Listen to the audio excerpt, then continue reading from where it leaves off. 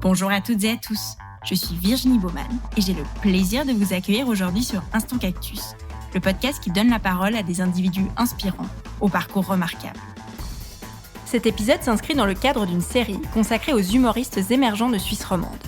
Il s'agit d'une collaboration que j'ai le plaisir de mener avec le Cossy Comedy Club, une référence incontournable du stand-up roman situé dans le quartier de Carouge à Genève. Le Cossy Comedy Club et Instant Cactus vous invitent donc à passer en coulisses pour découvrir, au-delà des vannes, cette nouvelle scène d'humoristes romans qui sait nous faire rire de tout. Bonne écoute! Pour ce premier épisode de la série à la rencontre des humoristes émergents de Suisse romande, en collaboration avec le Cossy Comedy Club, j'ai le plaisir de discuter aujourd'hui, ce soir même, avec Bruno Pecky. Salut Bruno, bienvenue sur Instant Cactus. Merci beaucoup. C'est vraiment un plaisir de t'avoir et je tiens à dire que c'était un spectacle de dingue et que c'était ma première fois au Caustic depuis tout ce confinement, donc c'était un vrai plaisir. Ah, c'est trop plaisir, je suis très content d'être là aussi.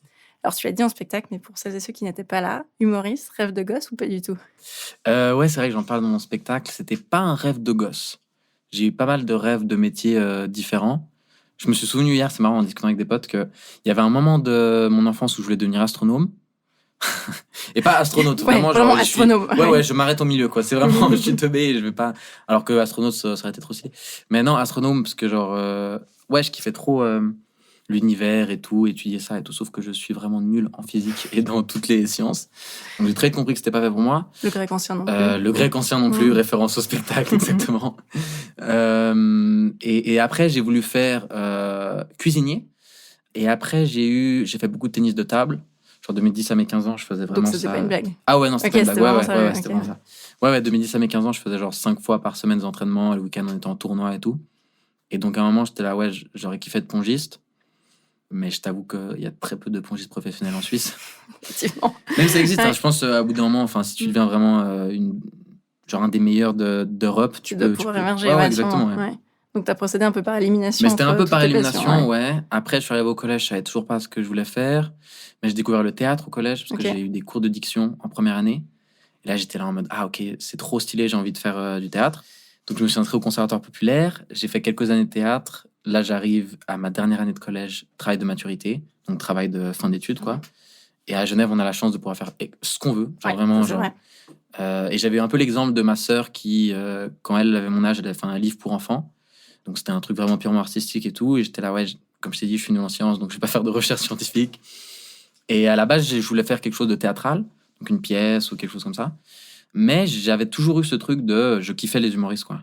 Les voir sur scène, seuls, ça m'a toujours un peu marqué et fasciné, mais sans me dire j'ai envie d'être à sa place. Ok.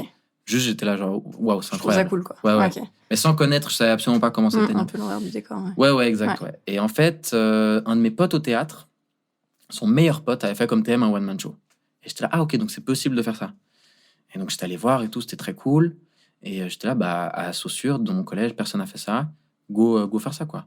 Et en fait, j'ai fait mon travail de maturité, c'est un one-man show. Donc, 6 mois avant la fin de ma scolarité, et 6 mois avant de prendre vraiment une direction pour mon futur professionnel, je me suis dit, je fais ça. Et j'ai trop kiffé, vraiment. Et après, je me suis dit, ok, je me laisse embarquer. Vu que ça s'était bien passé, après, il y a pas mal de portes qui sont ouvertes et tout. Donc, j'ai continué là-dedans, quoi. Ok. Et tu penses que c'est un peu ça ton moment qui pique, référence à Instant Cactus, genre le petit déclencheur, Ouais, on parle de moment qui pique, là, c'est vraiment ça. Et en fait, ce qui était fou, c'était que je me posais pas de questions, quoi. Justement parce que je me disais pas, ça va être mon métier. J'étais là en mode juste, je kiffe, quoi. Ouais, on essaye et puis...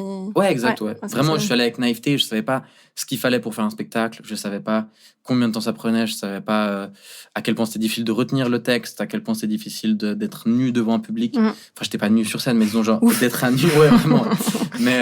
mais tout ça, et finalement, c'est tellement bien passé. Surtout que, genre, on a l'Ola la plus grande des collèges à de Saussure, de Genève. Donc, c'est 400 places. Et moi, j'étais là, jamais je vais remplir 400, tu vois. 400 places pour un premier spectacle comme ça et tout. Je voulais même mettre des... Tu sais, des fois, quand il n'y a pas beaucoup de gens, ils mettent genre des sacs poubelles ou des trucs pour cacher des gradins. Voilà, c'est ça. Et j'étais là, vas-y, je mets ça. Je demandais à des potes et tout. Finalement, j'ai pas fait, surtout par flemme. Mais j'avais fait masse de promos. C'était gratuit. Et c'était ce truc un peu de putain, il y a un étudiant à Saussure qui fait un travail de maturité. Il fait un one-man show comme thème. Go, on va le voir, quoi, tu vois.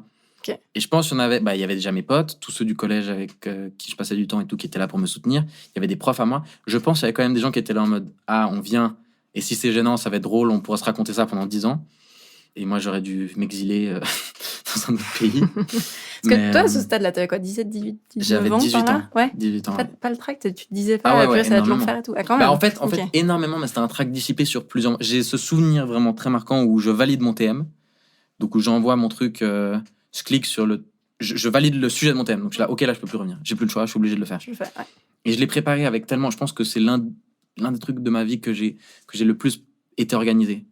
Elle était vraiment pas française cette phrase, mais t'as compris. J'ai compris l'intention. Et vraiment, je me suis pris en avant. J'ai écrit tout l'été. Enfin, j'avais une certaine rigueur, une discipline. Et je pense que j'avais cette discipline. En tout cas, quand je compare maintenant où il y a des choses dans lesquelles j'ai moins de discipline, alors que c'est mon métier, tu vois, ça n'a pas de sens. Mais justement parce que c'était un côté de kiff, de passion, tu vois, genre j'ai fini mon taf pour l'école, je peux faire ça, quoi. Peux faire ça en plus. C'est plus du kiff que d'une pression et de me dire genre putain, je dois être drôle quand j'écris. Genre. Je me prenais pas la tête, je faisais ça. Il y avait une pote à moi du théâtre qui m'aidait pour la mise en scène, un pote à moi qui était un gesson qui m'aidait pour les lumières, pour tout ça. Et franchement, c'était un kiff de faire. On a pris ça bien à l'avance. Et le jour même, j'ai eu beaucoup de stress parce que, comme je t'ai dit, je pensais pas que ça soit complet, que ça allait être complet. Et mon cousin plaçait les gens dans la salle avec d'autres potes à moi. Et 15 minutes avant, il vient, il me demande mon micro. Et il me dit, donne-moi mon micro vite. Et je fais, mais il se passe quoi et tout. Il me dit pas, il prend le micro et je l'entends dire genre, ok, là, toutes les places assises sont prises. Asseyez-vous sur les escaliers ou restez debout au fond. Et j'étais là, oh putain. Et là, j'ai eu un shot de stress.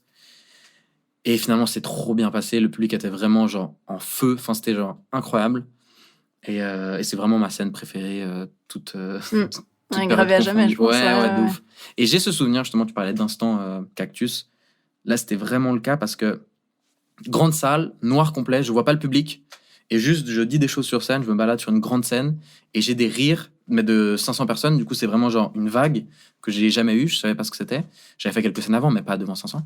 Et là, je pense à mon texte et à ce que je fais et tout, mais j'ai un petit truc dans ma tête qui me dit ok, j'ai envie de faire ça genre tout le temps. Okay. J'ai envie que ça soit mon métier, quoi. J'adore ces histoires, c'est ouf. Et ouais, c'était vraiment ça. Et j'étais là genre ok, maintenant j'ai envie de revivre ce moment-là, quoi.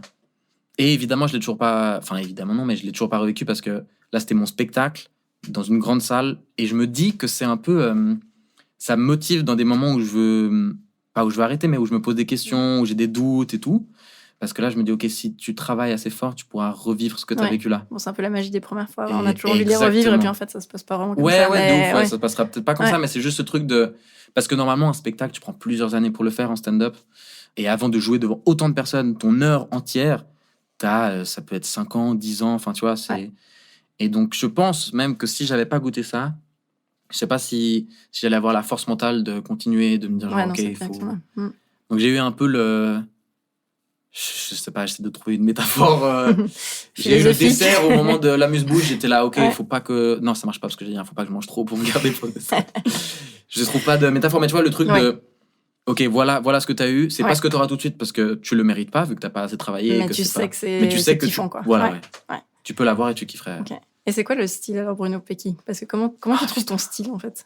Tu disais t'as écrit tout l'été là cette année-là, mais comment tu trouves en fait c'est justement ça. Je me posais pas de questions et j'étais là. Ok, j'ai envie de parler de quoi ? Et moi, je fais beaucoup. Ce que je préfère faire, ce que je préfère écrire, ce que je préfère interpréter, c'est les storytelling. C'est genre un truc qui m'est arrivé et je le raconte. C'est où je suis plus à l'aise parce que généralement, je l'ai déjà raconté à d'autres gens sans que ça soit sur scène. Et je suis là, ok, putain, cette histoire fait rire alors que je savais même pas, tu vois. Et donc, après, plus je la raconte à des potes ou à des groupes d'amis différents, et je me dis, peut-être qu'il faudrait que je le mette dans le spectacle. Donc, j'écris, j'extrapole, je vais aller chercher des blagues à chaque virgule et tout. Mais ouais, beaucoup de storytelling. Et sinon, j'ai pas trop de... J'explore encore beaucoup de choses, tu vois. Comment tu fais pour créer ? C'est quoi l'activation de la machine à vanne, en guillemets ? Tu te poses pour écrire ? Ça devient un peu n'importe comment Non, là, j'essaie de me poser pour écrire, mais c'est difficile.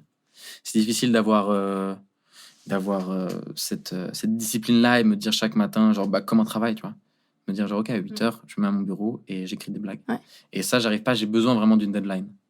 Et ça me fait stresser parce que je me dis, c'est mon métier, je devrais, tu vois, le faire tous les jours. Et je vois des humoristes qui le font et d'autres pas du tout. Enfin, mais moi, en tout cas, je fonctionne à la deadline et plus au plaisir, quoi. Ouais, bon, ça, c'est cool. Ouais, ça, c'est cool, ouais. Et alors, la vanne qui pique ? Alors, ça peut être la vanne, je sais pas, qui, on va dire, celle dont tu as le plus honte ou qui n'a pas marché, qui a été mal comprise. Alors attends. Celle où quand tu y penses, tu dis « Ah, ça picote, j'ai pas du tout envie d'y repenser. » Ouais, et en mode, je l'ai faite qu'une seule fois, quoi. Alors, ça, non, si t'as eu le malheur de la faire plusieurs fois... ouais, c'est juste que je suis teubé. Et... J'y peux rien. Attends. Parce que je pense qu'il y en a eu beaucoup que j'ai faites qu'une seule fois et que j'ai pas repris. Je saurais même pas te dire une seule. Parce que, non, waouh, on dirait que genre, j'écris que des blagues qui... Ouais. Non, parce que c'est très bizarre, parce que justement, genre, généralement, quand tu bides, après, t'enlèves plusieurs trucs et pas qu'une seule vanne. En fait, tu vas rarement sur scène pour tester une vanne. Du coup, tu l'oublies très vite. Et je pense que c'est un truc de... Ma mémoire veut pas se rappeler de ça. Ouais, tu fais un déni. Mais par contre, ouais, vraiment un déni, ouais. Mais par contre, mon pire bide, ça, je me souviens que c'était à Toulouse, où j'avais gagné un... Et là aussi, c'est un instant cactus, parce que là, ça a piqué fort. J'avais gagné un concours, en fait, à Paris. On était 6 gagnants et gagnantes. Et on faisait 2 tournées à Toulouse dans le cadre d'un festival d'humour. Et du coup, je vais là-bas. Je suis avec 2 humoristes qui sont incroyables, enfin super forts, qui le sont encore aujourd'hui, Farah et Alexandra Pitaghelli. Farah qui est belge, Alexandra qui est parisienne. Et du coup, on est là, on fait 20 minutes chacun. Moi, j'avais très peur parce que je savais, objectivement, j'étais le moins fort des 3. C'est-à-dire que genre, j'avais le passage qui faisait le moins rire et tout. Et ça faisait à peine 1 an, ça faisait même pas 1 an que je faisais de l'humour, je pense. Donc c'était très compliqué et tout. Et je me dis, ok, donne tout. On fait genre 6 dates en tout. Première date qui se passe très bien, équilibrée, mais parce que je commence aussi. Donc c'est un peu crescendo et tout. Deuxième date, on dit ok, on change d'ordre. Farah commence, Bruno en 2, Alexandra en 3. Et Farah commence, il y a des rires et tout. Et je monte moi, je fais 20 minutes dans une salle aussi dans le noir complet. Donc je vois pas le public. Une salle de 200 places. Et je me dis, ouais, c'est chill. C'était pas non plus un silence total, mais il y avait quelques rires. Et je me dis, ok, là c'est une salle où il y a 20 personnes, tu vois. J'ai vu que c'était une 200 places, mais je me dis, il y a que 20 personnes ce soir. Et à la fin de mon sketch, quand je dis merci et tout, c'est tout pour moi, que j'avais très mal vécu, évidemment, parce qu'il n'y avait pas beaucoup de rire, je vois qu'elle est pleine.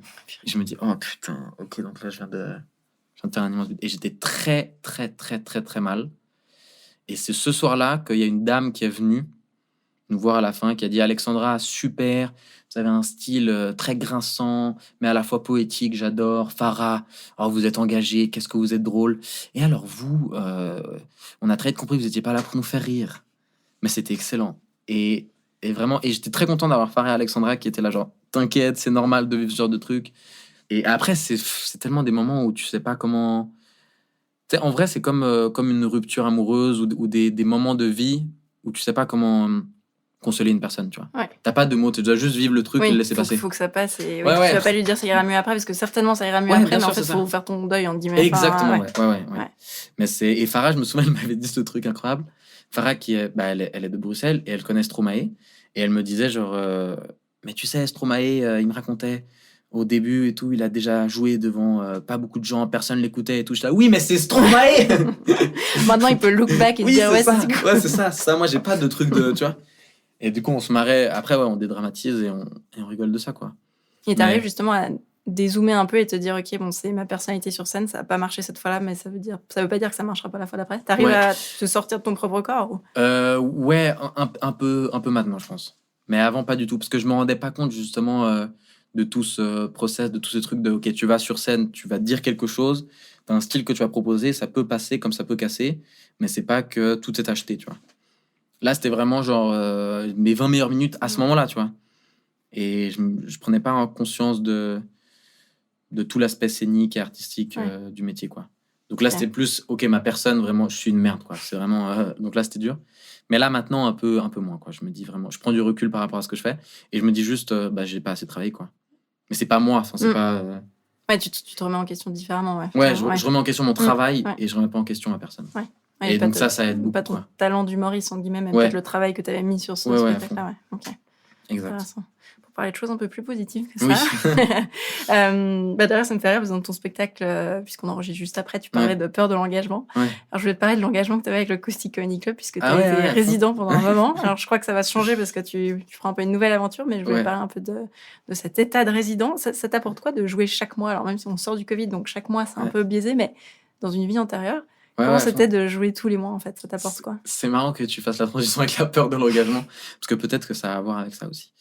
Mais ça, je vais en discuter avec mon psy. Et du coup, en fait, moi, j'ai commencé la résidence avec... J'ai joué 3 fois mon spectacle Innocent en janvier 2019.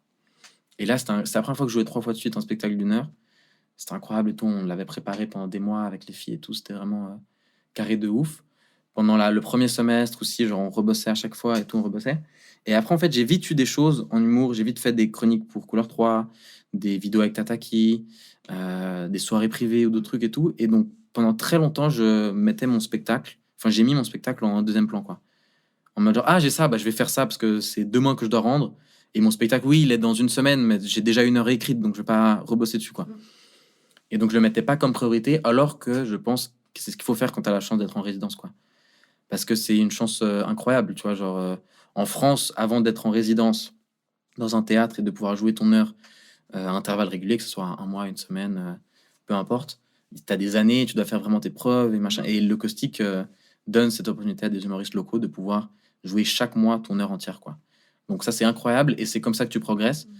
Et je pense que moi, en tout cas, à partir d'un certain moment, si je fais mon autocritique et que je regarde un peu, si je fais un feedback là-dessus, c'est qu'à partir d'un certain moment, je me reposais un peu trop peut-être sur mes acquis et j'allais moins gratter vraiment le spectacle et me dire, ok, je peux retester 1 heure complète.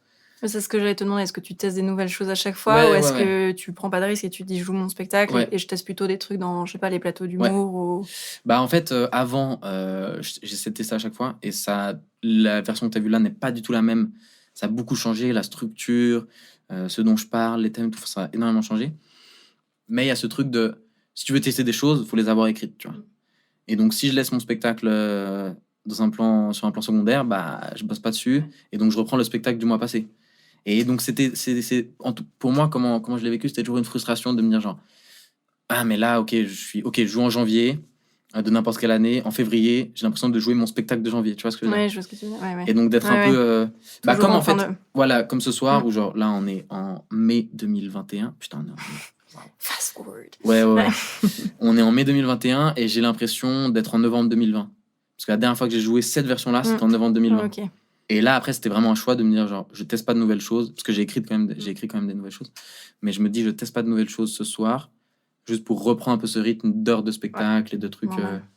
C'était moins stressant. Et par contre, quand tu envisages de tester quelque chose, tu disais, tu l'écris toujours avant. C'est-à-dire, tu laisses pas forcément la place à de l'impro, enfin, d'une certaine manière, mais tu te laisses quand même la spontanéité en disant, je teste des trucs qui me viennent sur l'instant, ou c'est quand même assez cadré? Très peu. Je suis assez fasciné par les humoristes qui se disent genre, j'ai une idée, je monte sur scène et je la... c'est génial. Je trouve ça... Moi, ça me fascine parce que je suis terrifiée. Moi aussi, moi aussi, j'arrive pas, quoi. Faut vraiment que ça soit écrit et tu sais, j'ai une mémoire assez visuelle, donc de savoir que genre, ah ok, à la page 12, au bas de la page 12, il y a cette blague et après je passe au haut de la page 13 et il y a ça. Et de suivre un peu ce fil rouge-là, de suivre les lignes, les paragraphes. Et c'est comme ça que je me souviens du texte et que je peux être à l'aise. Parce que si t'as pas confiance dans tes blagues ou qu'on voit que t'es pas à l'aise sur scène, ça va pas arriver, c'est sûr. C'est pas fluide et puis voilà, exactement. Donc tu vois, et le public est mal à l'aise parce que toi-même t'es mal à l'aise. Donc faut balancer ça avec une confiance de ouf. Et moi j'ai confiance en moi si je sais ce qui vient après. Sinon je perds un peu mes moyens et je suis pas bien. Donc les plateaux d'impro, pas trop. Donc et l'impro, j'ai fait quelques cours d'improvisation et tout, mais j'ai vraiment pas kiffé. Enfin non, j'abuse. J'ai trop kiffé les cours et je trouve ça méga intéressant, mais c'était pas trop pour moi, quoi. J'ai besoin de genre, tu sais, ce truc d'impro, je sais pas si t'es déjà allé voir un match d'impro, mais... Ouais, j'adore ça. Regardez, moi, je trouve ça fascinant, parce que c'est vraiment ce truc de, ok, comme thème, à la poste à 10h. Et je suis là, ok, laisse-moi un jour, j'écris des blagues dessus, et demain, je te l'ai dit, tu vois. On se revoit la semaine prochaine. Ouais, c'est ça. Et là, non, faut trouver des trucs sur... Donc ça, j'ai un peu plus de peine. Mais j'adore, par contre, quand j'ai fait un peu, discuter avec le public. Ça, c'est un des trucs... on parlait que j'adore faire du storytelling, et je pense que mon top 2, c'est ça. Même peut-être mon top 1, un mélange des deux. Parce que j'adore, Parce que j'ai l'impression que tu peux pas te louper quand tu parles avec les gens. Parce que les gens le reste du public est bienveillant, se dit genre, ah, ok, ça, il avait vraiment pas préparé. Et c'est genre un truc qu'on vit que entre nous. Donc si c'est drôle, tant mieux. Si c'est pas drôle, tu passes et les gens vont pas s'en souvenir. Donc si tu testes quelque chose et tu dis comme si tu pensais que c'était drôle et qu'en fait, non, c'est beaucoup plus. Ouais, et puis le bin est plus abrupt, je pense. Exact, ouais. Donc. C'est marrant. Et comment est-ce que tes potes, ta famille, tout te perçoivent en tant qu'humoriste? Est-ce que ça a changé un peu ta perception, enfin leur perception de toi? Ouais, non, attends. Mes potes très proches, en fait, j'ai quand même la chance d'avoir un groupe de potes que j'ai depuis l'école enfantine. Et ceux avec qui je discutais un peu à la fin du spectacle, c'est vraiment des gens que je connais depuis que j'ai 4 ans. Et donc, je suis méga à l'aise avec eux et ils me voient pas différemment depuis que je fais de l'humour. Quoi. Et t'as pas la pression de devoir toujours être drôle? C'est ce que je me demande toujours quand tu es dans un métier, tu sais, où tu dis est-ce que je dois toujours être à la hauteur de ce que les autres attendent de moi, mais en fait. Ouais, non, pas du tout, parce que justement, ils me voient pas en tant qu'humoriste, quoi. Vraiment, ils me voient pas en tant qu'humoriste. Et après, des fois, forcément, ils vont me faire des petites piques. Si je fais une blague pas drôle, ils sont là, ouais, putain, lance-toi pas dans l'humour. Ou au contraire, genre, on voit que t'es l'humoriste quand je fais une blague drôle. Mais très peu, vu que j'ai des potes depuis avant. Ouais, ça vient pas en. Ouais, ça vient pas, en travail, tout ça. Et par contre, moi, je suis peut-être différent dans mes groupes de potes, justement, dans ce groupe de potes-là, ou dans mes autres groupes de potes. Je vais peut-être moins essayer j'ai moins besoin d'attention quand je suis en soirée qu'avant. Et avant, j'avais besoin peut-être un peu plus, justement, d'être drôle, de faire un peu. Donc là, tu l'extériorises différemment. Et là, là, à fond. Là, je me dis. C'est méga sain, je sais pas pourquoi tu vas encore un psy. Ouais. Et là, je me dis, le mardi soir, je sais que j'ai mon spectacle, les gens vont m'écouter, donc j'ai pas besoin de plus que ça, quoi. Et par rapport aux autres résidents du Caustic, c'est comment un peu l'ambiance? Genre, vous entraidez beaucoup, vous travaillez vos spectacles ensemble, comment ça se passe? Ça dépend. Après, on est 5, donc forcément, tu as des affinités avec plus qu'avec l'un qu'avec l'autre. Tu vois plus souvent l'un que l'autre ou quoi. On sait qu'on est là l'un pour l'autre, en fait. Et souvent, on fait nos premières parties. Donc ça aide beaucoup parce que si on a le temps, on reste pour voir le spectacle. On peut faire des retours à la personne. La personne prend ou pas les retours, tu vois. Mais ça fait aussi travailler, c'est du win-win, quoi. Genre, je regarde, je sais pas, jeudi, je fais la première partie de Nadim, pardon. Je reste pour regarder son spectacle, je lui fais des retours, et moi, ça va muscler mon truc de l'écriture, de l'écoute, tu vois, de la réaction. Donc, vraiment, c'est du win-win à s'entraider. Et après, des fois, on s'envoie des textes, des fois pas. Enfin, ça dépend vraiment de comment on fonctionne. Et souvent, on se voit, parce que dans des spectacles, on peut faire la première partie, mais c'est aussi, le soir même, tu as un autre rapport à la scène, tu vois. Par exemple, là, ce soir, Nadim faisait ma première partie. J'avais un autre pote aussi, Lucas, mais lui n'est pas résident. Mais Nadim est résident, fait une première partie. Il va stresser, mais différemment que moi. Donc, quand on est genre juste avant de commencer le spectacle, c'est pas égal le truc, tu vois. Donc, on est un peu chacun dans nos bulles et tout machin. Mais après, en dehors, on est là vraiment, on peut s'entraider pour des. Ok, donc c'est méga bienveillant et vous êtes potes, quoi. Enfin, ouais, c'est ça. Okay. Ouais, vraiment. Et par rapport au stress, alors justement, tu préfères jouer devant des petites salles, devant des grands publics, c'est comment? Je sais plus ce que c'est de jouer devant des grands publics. Projette un peu. Ouais. Je pense vraiment, j'ai pas de préférence. J'aime vraiment les deux parce que les grandes salles, il y a cet avantage que normalement, déjà si t'es sur scène d'une grande salle, c'est que t'as mérité ta place et donc que tu vas pas te foirer. C'est très rare de faire un beat devant beaucoup de personnes parce que si tu joues devant 1600, ok, je prends un chiffre rond pour faire des pourcentages. Si tu joues devant, si tu joues devant 1000 personnes, tu vois. Même si t'as que 20% de la salle qui rigole, donc 200, et là, je sais que tu me juges et que tu dis, putain, il est trop fort en maths. Non, j'allais plutôt dire, j'ai cru que t'allais faire une blague de la Cité de la Peur, mais c'est vrai que je me suis dit que j'étais un peu trop vieille parce que tu l'avais peut-être pas vu.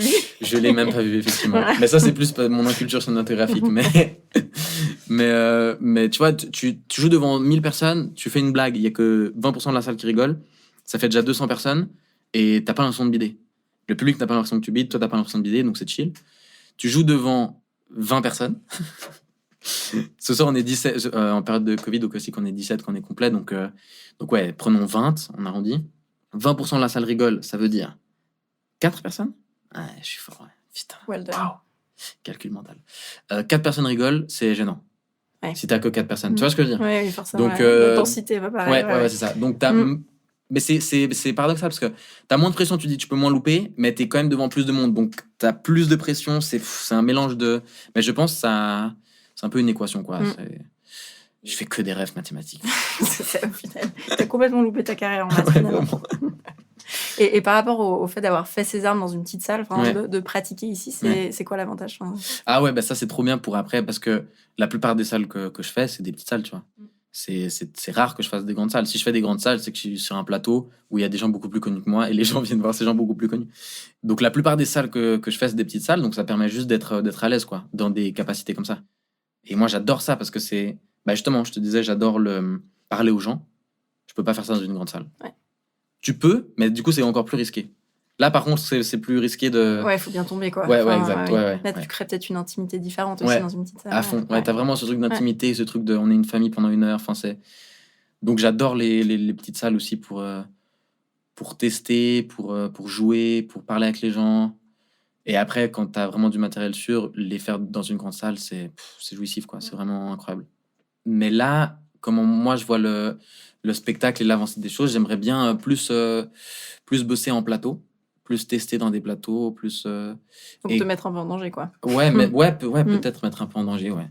Mais plus ça a été ça en plateau. Et quand j'ai vraiment des nouvelles minutes, des nouveaux sketchs et tout que je veux présenter, que j'ai 1 heure de matériel dont vraiment je suis fier, je suis là en mode, bah ok, là, go, maintenant, refaire une résidence, du coup, enfin, rejouer vraiment un spectacle complet d'1 heure. Mais j'ai l'impression, on parlait de ce truc de travail, j'ai l'impression que je peux être plus productif et plus qualitatif si j'ai genre 5 minutes à bosser par mois, tu vois. Ouais. Genre là, j'ai l'impression que c'est une montagne de travail, le spectacle, parce que c'est 1 heure, donc t'es là, ok, donc aujourd'hui je dois bosser sur ce sketch-là, demain sur l'autre, après-demain sur l'autre, après je dois apprendre le tout, je dois faire des liens, enfin c'est hyper complexe un spectacle, et tandis que un sketch, j'arrive mieux à le travailler, je pense, mais j'ai jamais... T'as moins l'impression que c'est une montagne. Ouais, exactement. Okay. Ouais. Et me dire genre, t'as un thème précis, ou un storytelling précis, enfin... Et tu pars de là, et chaque jour, tu vas aller gratter des lignes là-dessus, et du coup, tu avances avec ça. Mais c'est quelque chose que j'ai jamais testé, tu vois. Donc, c'est pour ça aussi que je me dis, j'ai envie de tester ça, parce que du coup, depuis janvier 2019, je suis en résidence, depuis plus de 2 ans.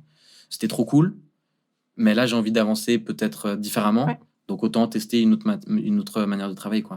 Carrément. Donc, et ça ressemble à quoi l'envers du décor, la vie d'un humoriste? Comment ça se passe en fait? Est-ce que par exemple avec le caustique, je sais pas, tu travailles beaucoup ton spectacle par exemple avec Olivia et Émilie ou... ouais. Bah, du coup, moi j'ai une relation particulière avec Olivia et Émilie parce que c'est aussi mes manageuses. Donc elle s'occupe du booking, elle m'aide aussi pour l'écriture, pour la mise en scène et tout. Donc on se voit assez souvent. Ça dépend des périodes. Il y a des périodes où on se voit 1 fois par semaine, d'autres où moins, enfin tu vois. Mais je sais que je peux à chaque fois, même quand j'écris des chroniques radio et tout, je leur envoie souvent mes textes, elles me font un retour pour avoir un œil extérieur. C'est super important en stand-up parce que rarement les choses que je dis sur scène, même si c'est la première fois que je vais les dire sur scène devant un vrai public, d'autres personnes l'ont lu ou je l'ai fait devant d'autres personnes sans que ça soit sur scène. Ouais. Juste pour avoir un œil extérieur et dire genre, mais là on n'a pas compris en fait. Parce que pour moi c'était clair, mais peut-être pas pour l'audience. Et donc avec elle, je travaille comme ça, surtout un œil extérieur et des retours et on se fait des ping-pong sur des textes et tout. Et c'est pas trop difficile d'accepter la critique, enfin, parce qu'en guillemets, tu mets vraiment tes tripes, quand même, je pense, dans ce que tu produis. Ouais. Et quand on te dit, ah ouais, non, là, c'est vraiment pas drôle. Bah, de nouveau, c'est le même truc, même effet qu'un bide, un peu. Ouais. Mais c'est prendre du recul et se dire, c'est ton travail qui a été critiqué, pas toi, et que tu peux faire mieux. Et peut-être t'as pas assez travaillé. Et souvent, je vais le prendre très mal le jour où j'ai passé des heures et des heures sur un texte et que je suis persuadé qu'il est excellent et qu'elle me dit genre, non, il est à chier. Là, je vais vraiment... Mais souvent, après, c'est même moi, au fond de moi, je savais que cette blague était pas drôle. Mais tu vois, tu l'écris quand même. Tu te persuades que ça peut peut-être le faire. Voilà. Et c'est juste, il y a quelqu'un d'autre qui a le rôle de bourreau à ta place, quoi, qui dit cette vanne, non. C'est genre, ok, t'avais raison. C'est vrai qu'elle est... Ouais, c'est ça. Donc, non, c'est chill. Tu mets un peu ton ego de côté quand tu crées des blagues, quoi. Ou quand tu crées n'importe quoi, je pense. Oui, ça dans tous les cas, je pense. En tout cas, je suis ravie que tu aimes le ping-pong, parce que les questions de la fin, le but, c'était que ce soit un petit peu ping-pong. Donc, je te pose des questions et tu me réponds de manière assez courte. Ok, si magnifique. Si je te dis, l'humour suisse, c'est comme... 3 petits points, comment est-ce que tu complètes? C'est comme... je t'ai dit, je déteste l'humour. Je déteste Non, pas l'humour. OMG, je déteste je déteste l'impro. Putain, c'est quoi ça? Je déteste l'humour, le mec est humoriste. Attends. L'humour suisse, c'est comme...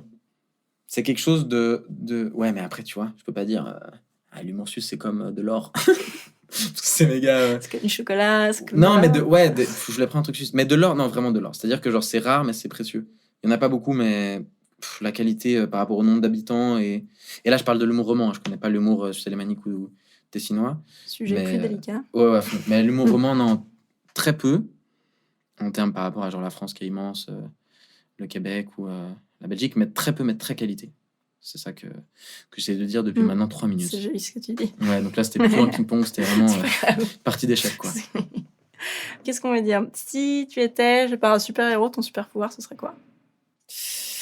Ah putain, j'ai longtemps réfléchi à ça.